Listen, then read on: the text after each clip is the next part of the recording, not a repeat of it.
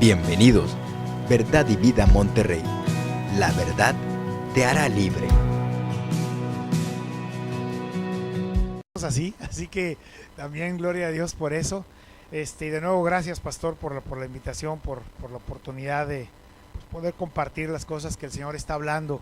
Me disculpo, la vez pasada era demasiada información, muchas cosas, nos tardamos más de lo que debíamos. Me voy a ir muy rapidito, de nueva cuenta les pido su atención. Es de veras mucha información, pero cada detalle, cada cosa, ojalá que lo puedan ir captando. Yo le pido a Dios que cada una de estas cosas, y como orábamos ahorita, sea depositada en el corazón de cada uno de ustedes. Así que, como decía el pastor, estamos listos. Ya hiciste todo lo que tenías que hacer. Estás atravesando por alguna situación, alguna dificultad, en donde tú tuviste que estar revisando tus opciones, verificar qué es lo que tenías y podías hacer. De pronto te ves ya sin fuerzas. Ya no hay fuerza, ya no hay potencia. Ahora lo único que te queda en la mente es lo que acaba de decir. Y con eso habíamos empezado la vez pasada. Prepárate para el impacto. Pero no es un impacto malo. No es un impacto en el cual nos vamos a estrellar y nuestra vida está de por medio. Cuando no tenemos a Cristo en nuestro corazón, tal vez ese es el caso. Podemos tener ese temor de que incluso nuestra vida esté de por medio. Pero cuando estamos tomados de la mano del Rey de Reyes, sabemos que ese es un impacto positivo. Es un impacto porque se van a enfrentar las fuerzas del bien contra las fuerzas del mal. Es nuestro Señor Jesucristo derribando a Satanás, nuestro acérrimo enemigo. Y en eso es en lo que tenemos que estar concentrados. Así que habíamos hablado y leímos Efesios 6:14, ¿se acuerdan? Ahí fue donde empezó todo esto.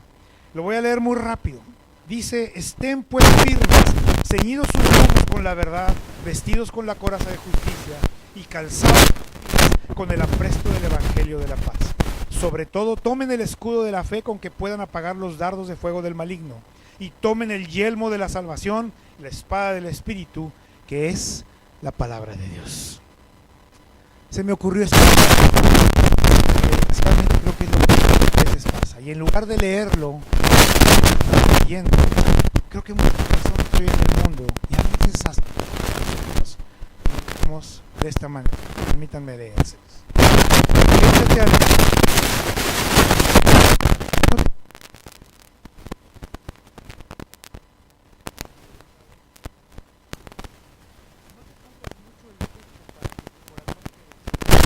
Y se cubra de injusticia.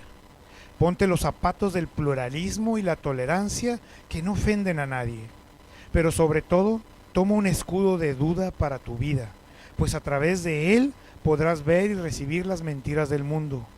Cubre tu cabeza con una gorra que cubra tu rostro, que te haga pasar desapercibido y permita que tu mente se llene con ideas que refuercen tu derecho a vivir en este mundo, pensando en que lo que tú crees es mejor.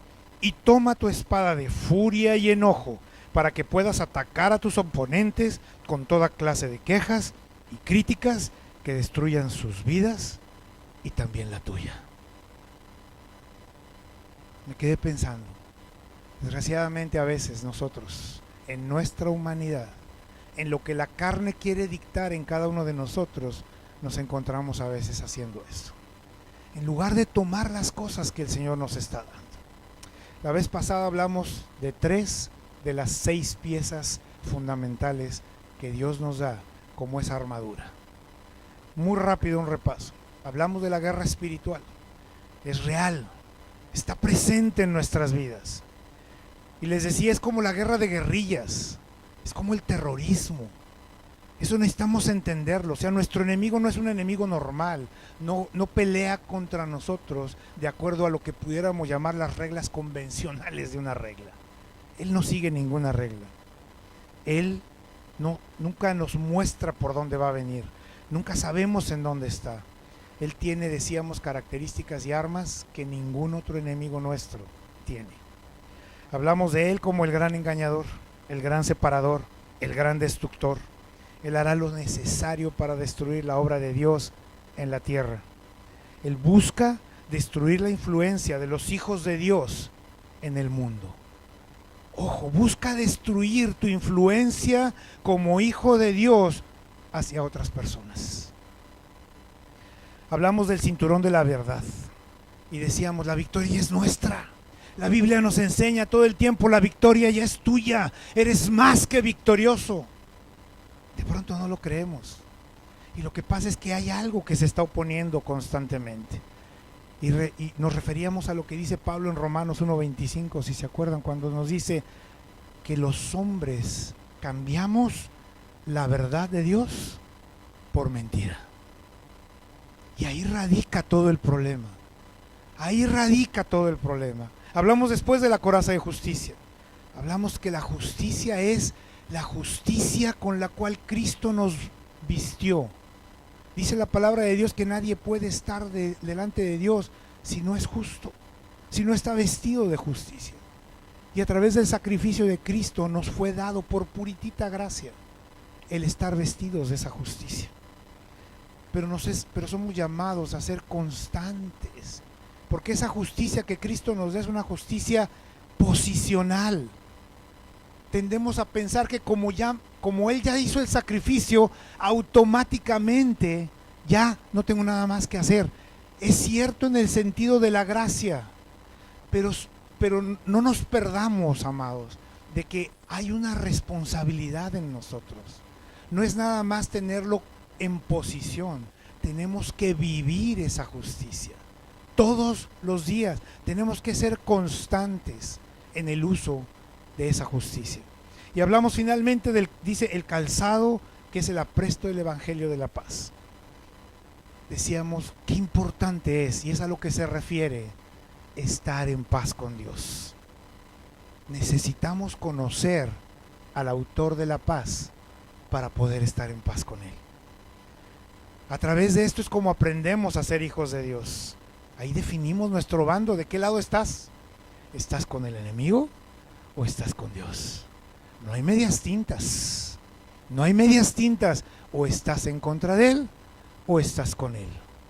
De pronto no nos damos cuenta de que estamos en contra de Él.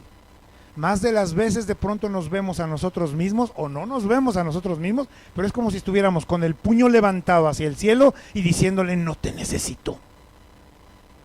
Tus actos y tus acciones, nuestros actos, nuestras acciones, es lo que hacen. A lo mejor no piensas que lo haces deliberadamente, pero muchas cosas que hacemos nos llevan a eso. No te necesito, no te quiero en mi vida. Casi volteas y le dices: me estorbas. Cuando estás así, no estás en paz con Dios, estás en guerra con Dios. Y si estás en guerra con Dios, cuidado con tu vida. Cuando vamos a la batalla, y esto es un fundamento, necesitamos tener confianza en nuestro comandante en jefe. Y nuestro comandante en jefe es Cristo. Y eso nos lleva a las siguientes 3 piezas de la armadura de Dios. Antes de entrar en ello, quiero leerles Colosenses 3:1. No sé si lo van a poder poner ahí en la pantalla, pero Colosenses 3:1. Fíjense lo que dice. Si has resucitado con Cristo, busca las cosas de arriba. ¿Has resucitado con Cristo? Busca las cosas de arriba, donde Él está sentado a mi diestra. Es Dios hablando. Ya fuiste resucitado. Busca las cosas de arriba. Pon tu mirada en esas cosas arriba. No veas las cosas de la tierra, porque ya moriste a esas cosas y tu vida está ahora con Cristo mi Hijo. Con Cristo mi Hijo. ¿Qué le dice Isaías? Les decía la vez pasada, Isaías 26:3. Me encanta ese pasaje, porque lo que le dice es: tú guardarás en completa paz a los que piensan en ti, a los que andan en ti, a los que en ti confían. A esos son a los que van a guardar, a los que el Señor está guardando en completa paz. Entramos pues al escudo de la fe. Dice ahí en Efesios 14:16, sobre todo, toma el escudo de la fe con que puedan apagar todos los dardos de fuego del maligno. ¿Verdad que así dice? Varias cosas que nos muestra esto. Hay un concepto de prioridad. Fíjense que dice sobre todo, encima de todo. no quiere decir que es más importante que las otras piezas. Simplemente está marcando precisamente una prioridad. Hay algo que es importante. Independientemente de que ya te hayas puesto las otras piezas de esta armadura, esta que es externa, no la llevas puesta, tómala, úsala. Y dice más adelante, habla del propósito. Dice, porque con ellos vas a poder apagar los dardos de fuego del maligno. Cuando se refiere a apagar los dardos del fuego del maligno, acuérdense que Pablo está hablando de un momento y una época, haciendo una referencia a una armadura como la armadura de los soldados romanos. Lo que nos está diciendo aquí con respecto al escudo hace referencia a las batallas que se libraban en ese entonces y cómo lo hacían. Los enemigos, las puntas de sus flechas las mojaban en veneno. A veces les ponían brea para que se pudieran encender.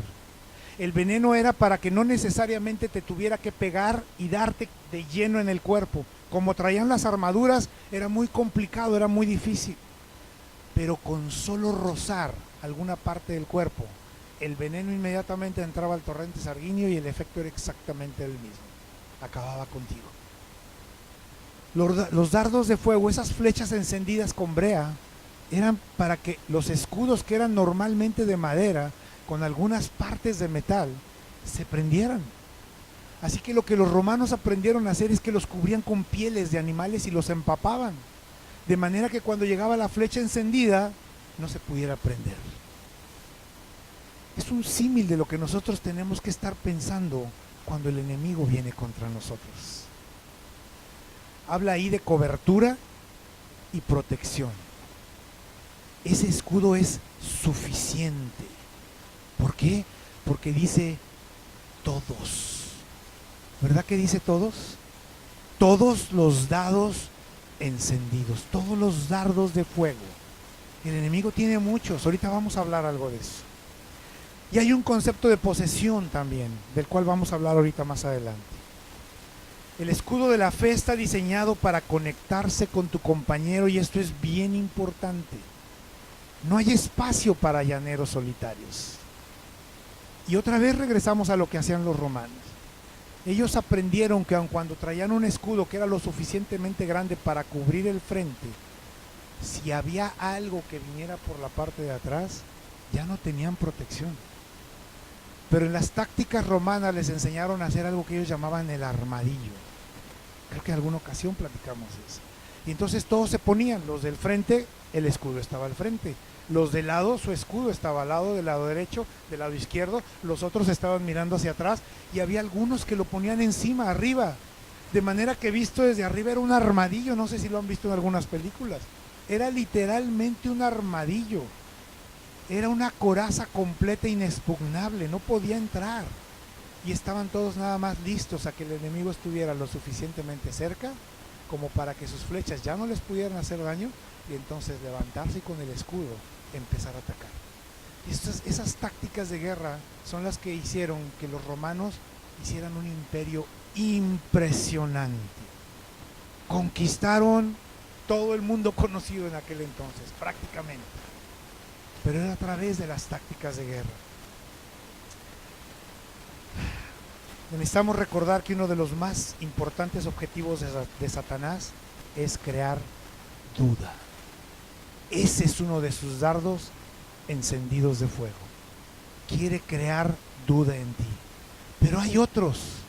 Yo encontré algunos. Si te pones a leer la palabra de Dios, a lo mejor vas a encontrar otros. Solamente les voy a mencionar algunos. Lanza un dardo de mentira y de tentación. ¿Sabes para qué? Para generar comportamientos insanos en tu vida. Te lanza un dardo de desesperación. ¿Sabes para qué? Te quiere robar la paz y sacarte de tus casillas. Te lanza un dardo de persecución para crear temor en ti y que te desenfoques. Te lanza un dardo de falsas enseñanzas. Con ello pierdes el rumbo, te desvías, ya no estás en la dirección correcta. ¿Sabe alguno de ustedes, está consciente de cuántos dardos el enemigo le ha lanzado en su vida? Que puedas decir, es que esta situación, esto que pasó, ¿fue efectivamente un dardo encendido del enemigo? A veces ni nos damos cuenta. Y no todo lo malo que nos pasa viene de Satanás. Ya lo hemos hablado. También el Señor nos prueba. Él no nos tienta, pero sí nos prueba. Y a veces nos hace pasar circunstancias para ver nuestro carácter, para que podamos ir entendiendo nosotros y creciendo en su palabra quiénes somos y cómo podemos vivir mejor nuestras vidas. ¿Dónde empezó todo esto? ¿Cuál fue el primer dardo encendido de fuego que lanzó el enemigo? Todo empezó en el Edén. Todo empezó en el Edén. Génesis 3:1. Si lo pueden poner ahí, si no tienen sus Biblias, se los leo. Génesis 3:1 dice, pero la serpiente era astuta. ¿Se acuerdan del encuentro de Adán, de Eva con la serpiente? Dice, pero la serpiente era astuta más que todos los animales del campo que el Señor Dios había hecho. La cual le dijo a la mujer, con que Dios ha dicho que no comas de todo árbol del huerto. Duda. Medio disfrazado, pero ya te sembró la duda. Con que Dios ha dicho. Más adelante viene un dardo de negación y de engaño. Ahí mismo. Génesis 3, versículo 5. Le dice la serpiente a Eva, no es así, sino que sabe Dios que el día que comas de él, serán abiertos tus ojos y serás como Dios. Eso es lo que Satanás hace todo el tiempo, murmurando a tu oído cosas para desviar tu atención. Y ahí empezó con la duda. Sembró la duda en Eva y eso la llevó a hacer lo que se le había dicho que no tenía que hacer. ¿Sabes cuántas cosas se nos dice en este libro que no debemos de hacer y hacemos? Todo el tiempo está detrás de ti el enemigo susurrando. Necesitas estar consciente de eso. Si no estás consciente o no lo quieres entender o creer, estás expuesto y constantemente vas a ser presa de él como lo fue Eva. Dice ahí, cuando estamos leyendo sobre el escudo, dice sobre todo, toma el escudo de la fe. Necesitamos enfocarnos en la razón o en el objeto de nuestra fe, no en la fe misma, y esto es bien importante. El objeto de nuestra fe es Jesús. ¿Por qué es importante entenderlo? Les voy a poner este ejemplo, creo que en alguna ocasión ya se los había platicado aquí. Aquí no nos pasa porque no tenemos nieve ni hielo, pero creo que lo podemos entender todos. ¿Qué sería mejor para ustedes? Si tuviéramos una capa, saben que hay un lago y hay una capa de hielo, está congelado, lo ves arriba. Pero esa capa de hielo es de 5 centímetros. ¿Qué preferirían? ¿Un montón de fe sobre esa capa de 5 centímetros o poquita fe en una capa de hielo de 1 metro de grueso? No le den muchas vueltas, pero si nos ponemos a pensarlo bien, casi nuestra reacción inmediata sería mucha fe, aunque hubiera 5 centímetros de hielo, porque mi fe en el Señor me va a cuidar de que esa capa de hielo no se quiebre. No, el objeto de tu fe es Cristo, que se vuelve ese hielo. Lo que necesitas es que esa capa de hielo sea lo más gruesa posible. Tu fe debe de estar dirigida hacia quien te dio libertad, que es Cristo. ¿Por qué decimos entonces, aunque tenga poquita fe, si mi fe está dirigida a Cristo, es mejor que de la otra manera? Claro, porque todos podemos tener fe en muchas otras cosas. Decía en alguna ocasión, podemos tener fe en un doctor, en un médico que te dice, pues estás enfermo de esto y del otro, y ve, compra estas pastillitas, esas pildoritas, las abres, adentro tienen algo, no sabes qué es, no sabes quién lo hizo, pero te la tomas, creyendo que te vas a curar. Te la tomas, nos la tomamos. ¿Eso es estar teniendo fe en el médico? De pronto vemos como el puente que está aquí, una joroba, la acaban de construir, lo inauguran. Pásale y pásale con tu carro. No nos ponemos a pensar en ese momento que mi carro pesa 1,5 toneladas o X. El arquitecto dijo que soporta, le creo. ¿No es eso tenerle fe? No cruzas ese puente porque alguien te dijo. Tú no lo construiste. Tú no sabes cómo lo hizo.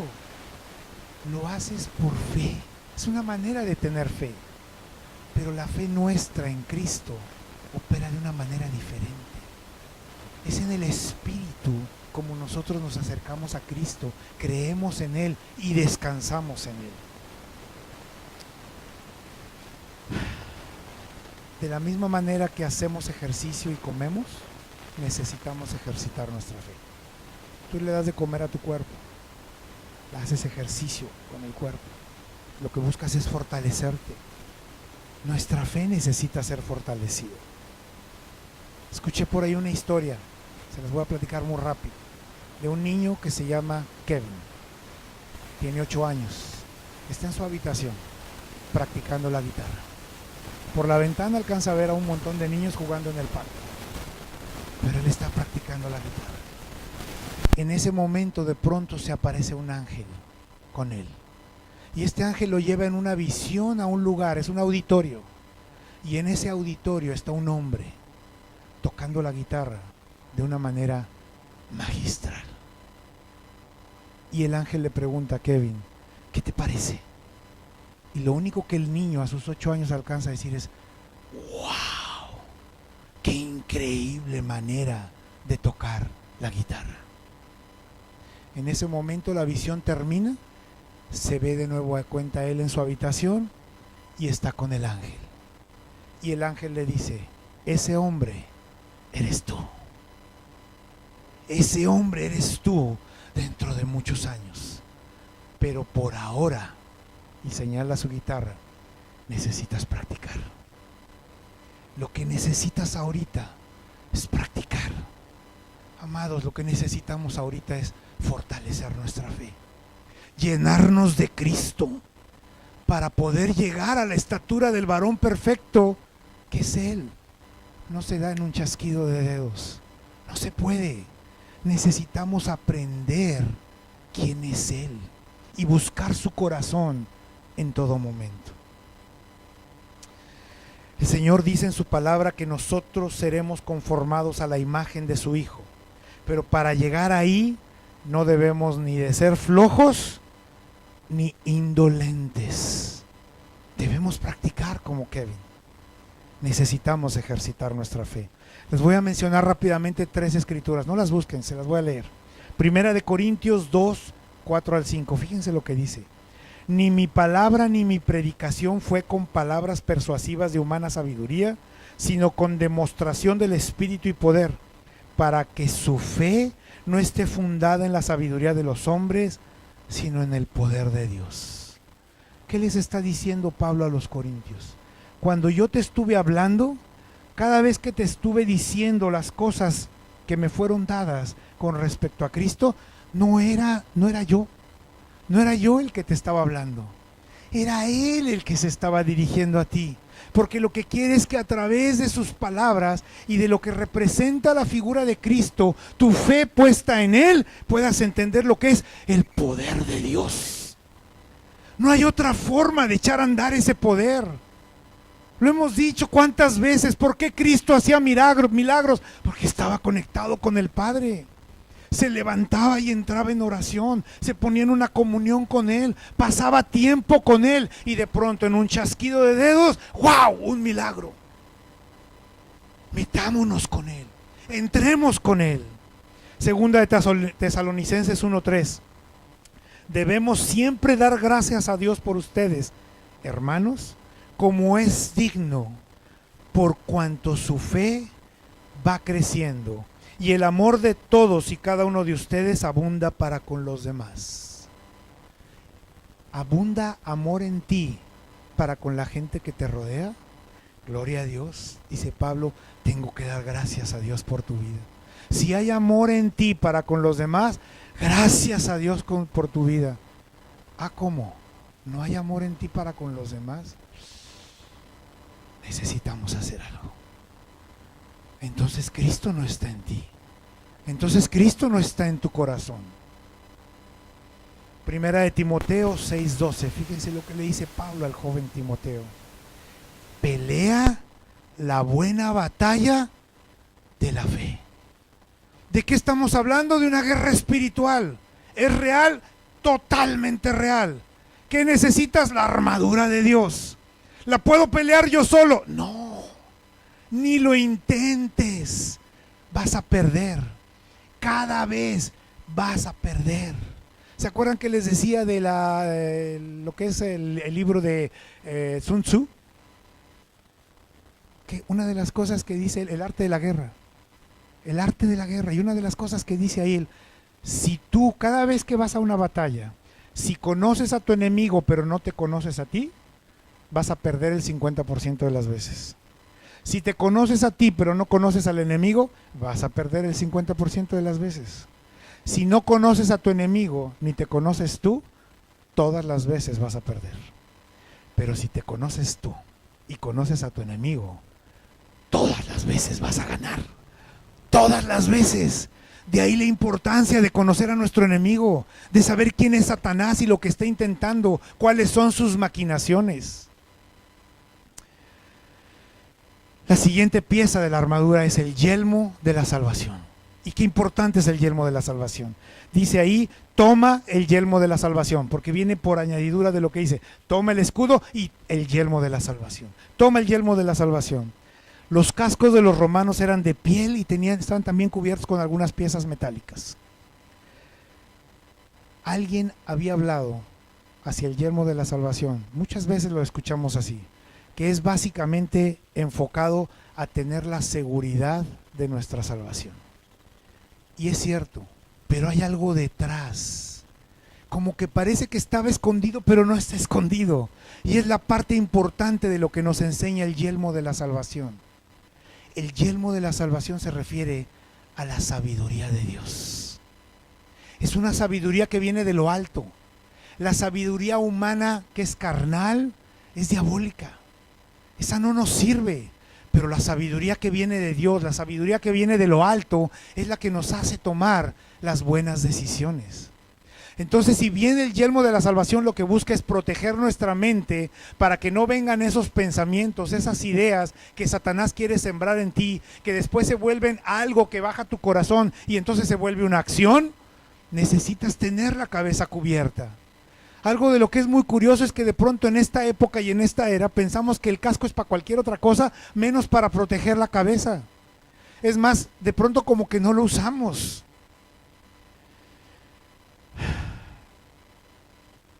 Joyce Meyer, una mujer de Dios, no sé si algunos la conocen o todos han oído hablar de ella, escribió un libro que se llama El campo de batalla, la mente. Y me llamó la atención, escribí algunas cosas que marca ella. Dice que hay distintos tipos de mentes. Hay una mente normal, hay una mente errante, una mente dubitativa, otra que está confundida, incrédula, ansiosa, preocupada, enjuiciadora, crítica, suspicaz, es decir, que desconfía de todo, pasiva, y la mente de Cristo. Y cuando me puse a leer eso dije, wow, como que ya pasé por todas, pero no he llegado todavía a la que debería de tener, que es la mente de Cristo. ¿Qué piensa Cristo en una situación X? Oye, ¿qué haría Cristo en mi lugar ante tal circunstancia? Es lo que siempre nos deberíamos de preguntar. Hay espíritus que atan nuestras mentes, ¿lo sabían? De pronto nos viene una palabra, una revelación, un llamado y empezamos como otra vez la duda. Pero no nada más es la duda, viene un espíritu que ata tu mente y te empieza a hacer, no, yo creo que fueron los tamales que me cené anoche. No, como que no creo que haya sido una revelación del Señor. Esto que estoy oyendo, que estoy hablando, no, pues es nomás ahí como para pasar el rato. No permitas que vengan espíritus que atan lo que el Señor te está regalando. Son regalos que vienen de lo alto. Fíjense lo que dice el Salmo 119, versículo 15 y 16. En tus mandamientos meditaré, consideraré tus caminos, me regocijaré en tus estatutos, no me olvidaré de tus palabras. En otras palabras, ¿en qué estás pensando? Ahorita, ¿en qué estás pensando? Piensa en lo que estás pensando. En todo momento, piensa en lo que estás pensando. Porque de pronto no nos ponemos a pensar en lo que estamos pensando. Y para cuando volteamos la cara ya andamos, pero en otro lado. Marcos 4:24.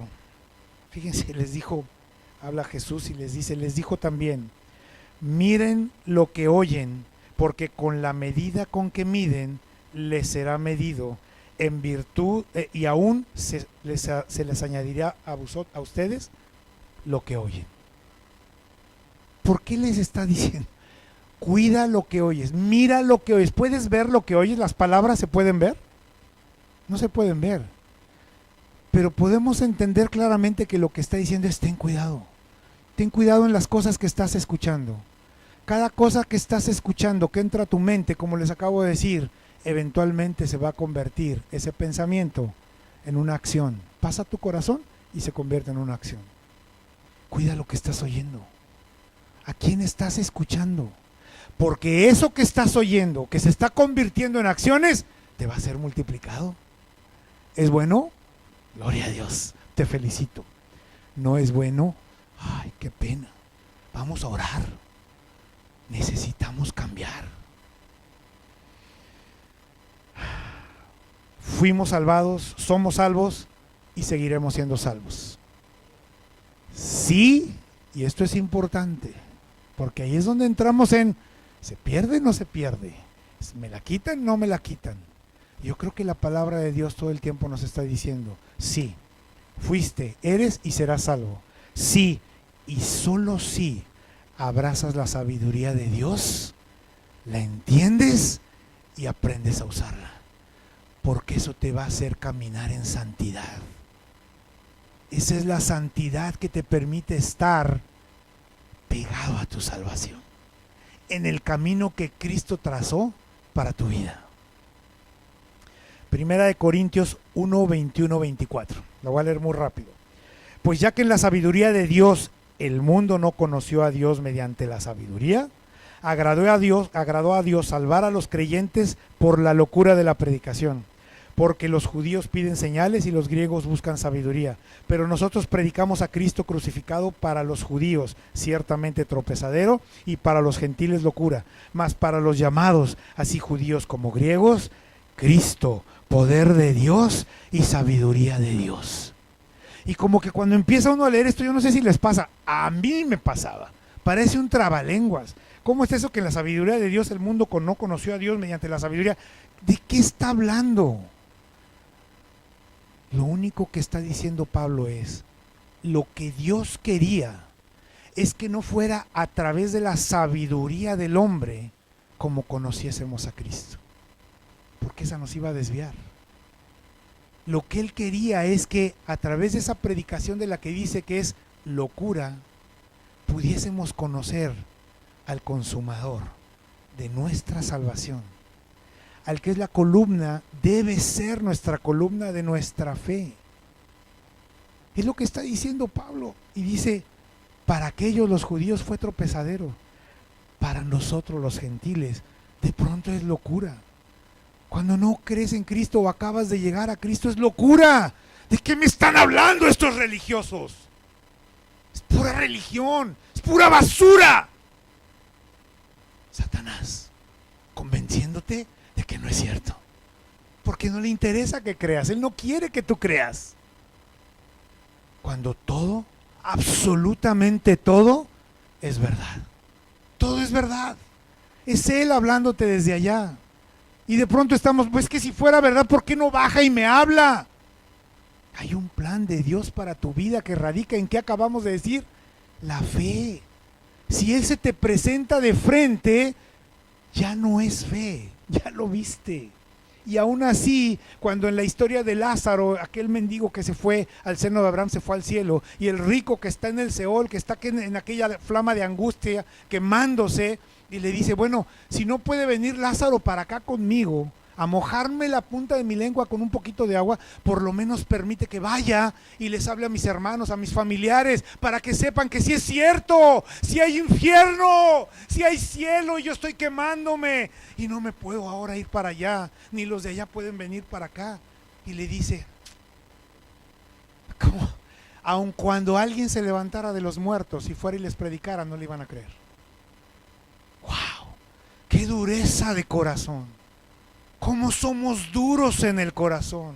¿Cómo nos cuesta trabajo creer en lo que no podemos tocar, en lo que no es tangible para nosotros, pero que es tangible en el Espíritu? Primera de Corintios 1:30, mas por Él están ustedes en Cristo Jesús, el cual nos ha sido hecho por Dios sabiduría. ¿Quién fue hecho sabiduría por Dios? Cristo. ¿Para quién? Para nosotros. Él es la sabiduría. ¿En dónde está? ¿En dónde lo puedes encontrar? Aquí.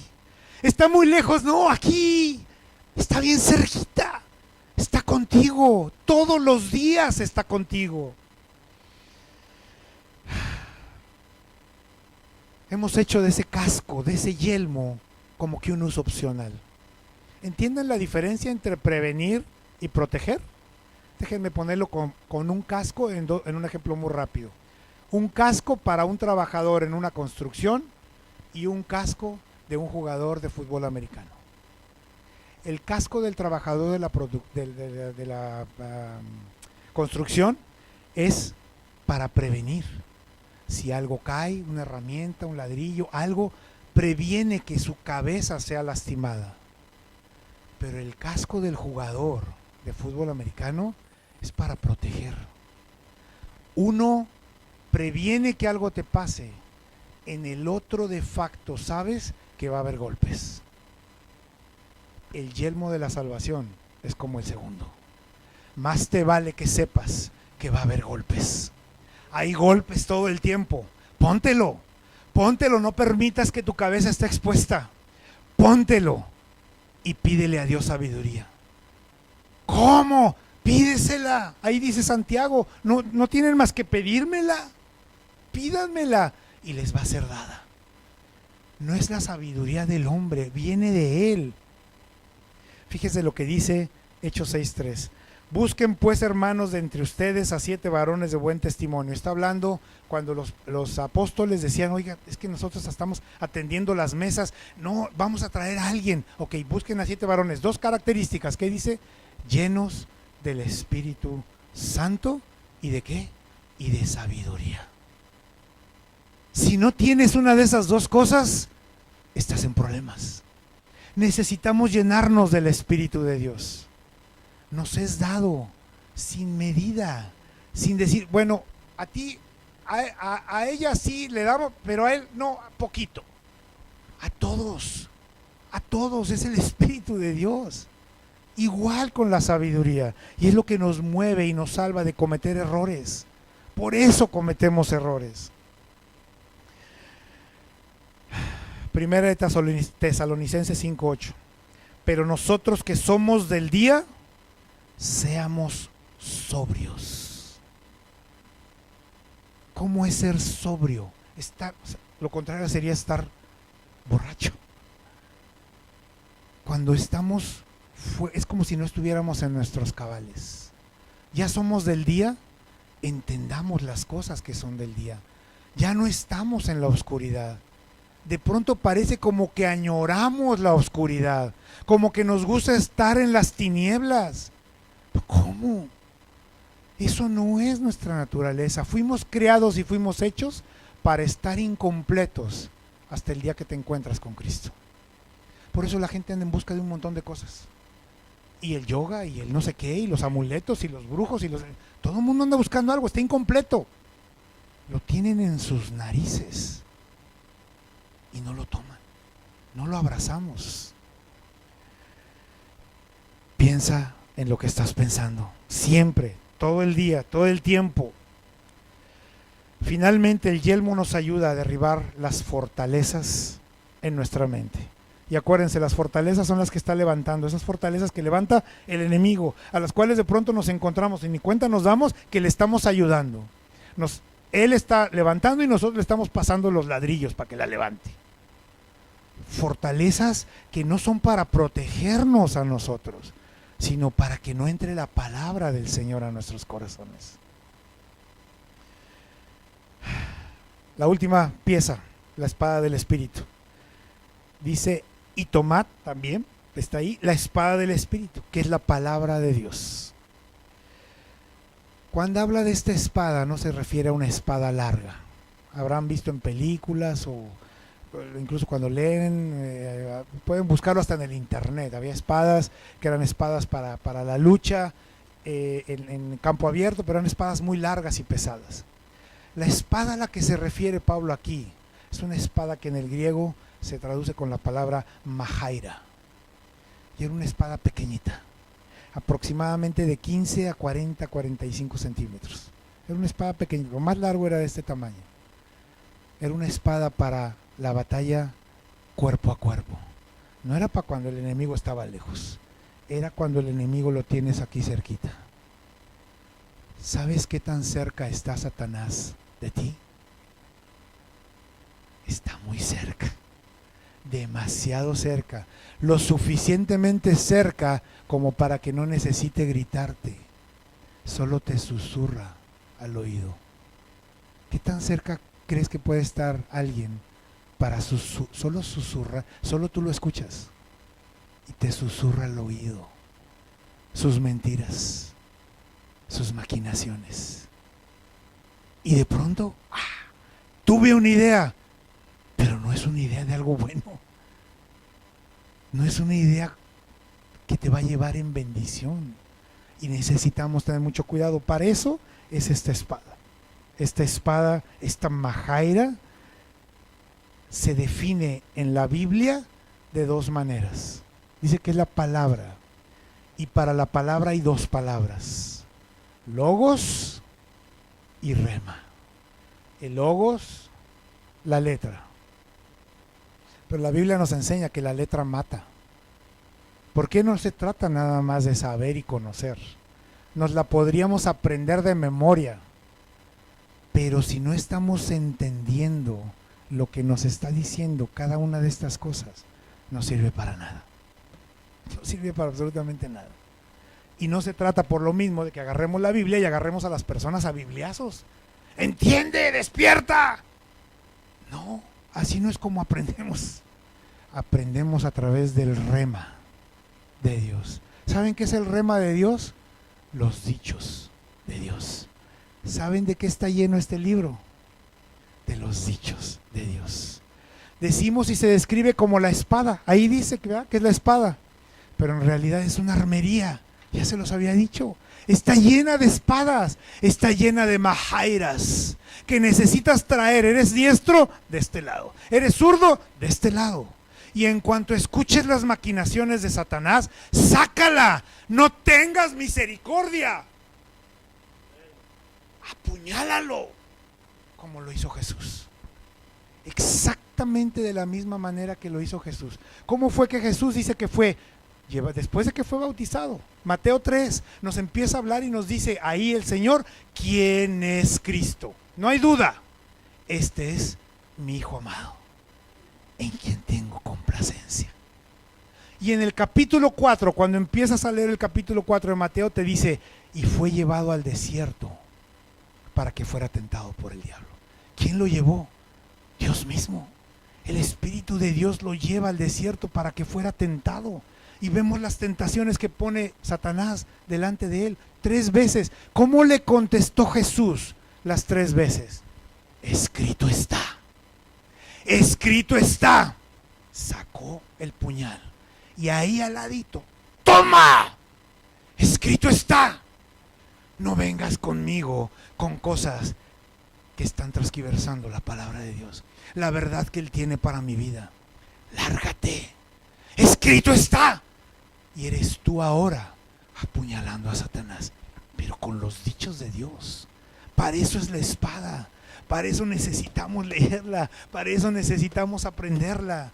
Para que cuando vengan esas ideas a tu cabeza, venga la Escritura a ti y diga, no, no. Porque el Señor dice que Él va a mantener en completa paz A los que caminan con Él, a los que están con Él, a los que pasan tiempo con Él, que creen en Él. ¿Y cuántas otras cosas te vas a encontrar aquí? Hebreos 4:12. Porque la palabra de Dios es viva y eficaz y más cortante que toda espada de dos filos y penetra hasta partir el alma y el espíritu, las coyunturas y los tuétanos, y discierne los pensamientos y las intenciones del corazón. Por eso le decía Pablo a Timoteo, ¿se acuerdan? 2 de Timoteo 3:16, toda la palabra es inspirada por Dios. Toda es verdad, es útil para enseñar, es útil para redarguir, es útil para ¿qué? Arrepentirte, para instruirte en justicia. Aprende la palabra. Cuando te la aprendas, cuando sepas y caigan esos dichos, ese rema venga a tu vida, el espíritu se empieza a avivar y entonces te empieza a redarguir. Cuando vas a hacer algo que no es correcto, automáticamente reaccionas y dices, no está bien. ¿Y qué pasa cuando estás consciente y no está correcto? Cambias el rumbo. Ya te arrepentiste, hay arrepentimiento. Y es cuando empieza a venir la justicia de Cristo a tu vida. Por eso dice ahí, wow, discierne los pensamientos y las intenciones del corazón. Eso es lo que hace la palabra. ¿Cómo funciona? Mateo 3:17. Dios respalda y va... esto es lo que acabamos de ver. Así es como funciona. A través de que nosotros tomemos esas dagas, esos cuchillos, esos majairas y digamos, Satanás, aléjate porque vengo armado. Vengo armado. No vengo armado con armas naturales. ¿Cómo les decía a los corintios? Tus armas no son de este mundo. ¿Verdad que sí? No son de este mundo. Tenemos que aprender a usar esas armas espirituales.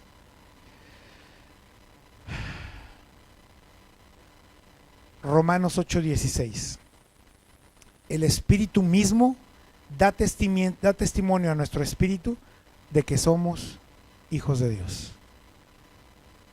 Si tu espíritu, ese espíritu de Dios que mora en ti, no te está convenciendo, no te está dando testimonio de que eres hijo de Dios, necesitas acercarte, necesitas meterte más en su palabra, necesitas pedirle perdón. Necesitas pedirle que te bañe por completo con el poder de su espíritu. Va a llegar un momento, créanmelo, en que empieza a ver ese testimonio. Ese espíritu que está en ti, ante situaciones que estás viviendo, te está recordando constantemente, no temas, eres hijo de Dios. Eres un hijo de Dios. Pero ve cómo está la situación. No temas, eres un hijo de Dios. Pero es que ya me van a sacar de aquí. No temas. Eres un hijo de Dios y no estás solo. Hay otros hermanos con otros escudos que si tú sabes cómo acercarte a ellos, que si te juntas con ellos, van a estar contigo, van a estar orando. Ese es el poder de la oración. Y Dios se va a manifestar en medio de tu situación, en medio de tu problema. Termino con esto. Hebreos 10:15. Dice ahí una frasecita, y nos atestigua lo mismo el Espíritu Santo. Ustedes lo pueden leer después. Está hablando de Jesús. Y dice que Jesús está sentado a la diestra del Padre. Y que está sentado ahí esperando a que sus enemigos sean puestos por estrado de sus pies. Y tantito más adelante, ahí en el versículo 15 dice, y nos atestigua lo mismo el Espíritu Santo. O sea, nos confirma, el Espíritu Santo nos confirma lo mismo, que es lo mismo que nos está confirmando. Cuando te pasas al versículo 16, como que se entiende. Hebreos 10:16 dice, este es el pacto que haré con ellos después de aquellos días, dice el Señor. Pondré mis leyes en sus corazones y en sus mentes las escribiré. ¿Cómo es entonces que el Espíritu de Dios atestigua todas las cosas que están escritas en la Biblia? ¿Cómo las vuelve una realidad, un rema en tu vida? Ahí está. Cuando permites que la palabra de Dios sea escrita en tu corazón y en tu mente.